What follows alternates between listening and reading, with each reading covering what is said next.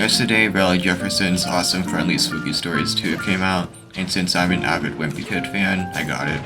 This video is just a short review of my thoughts on the book. I won't spoil anything big, but I will point out some things that I thought were interesting. Oh yeah, don't take my opinion as gospel. You might disagree with me, and that's fine. Feel free to share your thoughts below because I'd love to read them. These are my first impressions, so I might change my mind later. I don't know about you guys, but I was looking forward to this book's release. Not only do I get another book from my shelf, but I recently made a video covering Rowley's older spooky stories.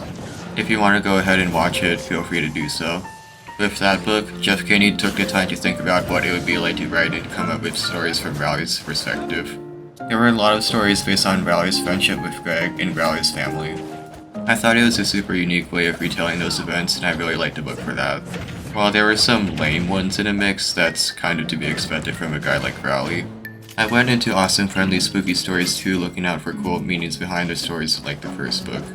While there were some interesting things in there, a good amount of them felt like those disconnected stories from the first book. Stories like The Scanner, for example, where they aren't based on anything in the Wimpy Kid series in particular, at least as far as I could tell.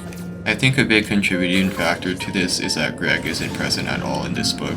He's not even on the front cover, so this might be the first book where Greg doesn't appear at all. I mentioned in my other video that Greg has a pretty big impact on all of Rowley's books, but that doesn't seem to be the case this time around. I also mentioned that Rowley's been pretty absent in the recent Wimpy Kid books, so that might also be part of why this book is the way it is. I don't really mind it though. But what's weird is that I saw Rogic of all characters being portrayed a few times. I'm glad to see him in the Rowley books again though, because he only shows up like 3 times in the first book. I also noticed some callbacks to books like Rogic Rules, Dog Days, and Wrecking Ball, which was pretty nice to see. These stories are also noticeably longer than last time. Spooky Stories 1 has 14 stories, and this book has 12 for reference. I'm fine with it either way, I just figured I'd mention it. Oh yeah, I might be crazy, but a haunted house that gets mentioned looks a lot like the one from Pop Tropica.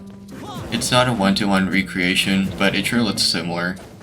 If Jeff Kinney did use his house as inspiration, that's a pretty wild reference. Finally, I have one last question I want to answer. Is the book funny? Yeah, it gave me some chuckles here and there.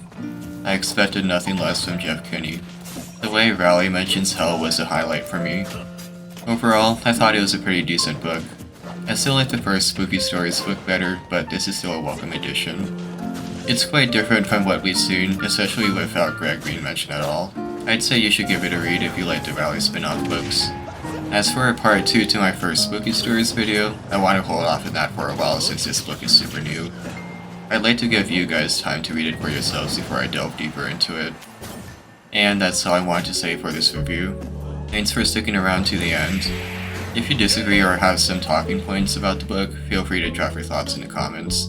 Just don't spoil the book until, I don't know, August 11, 2027. Well, that's all for now. I hope you have a great rest of your day.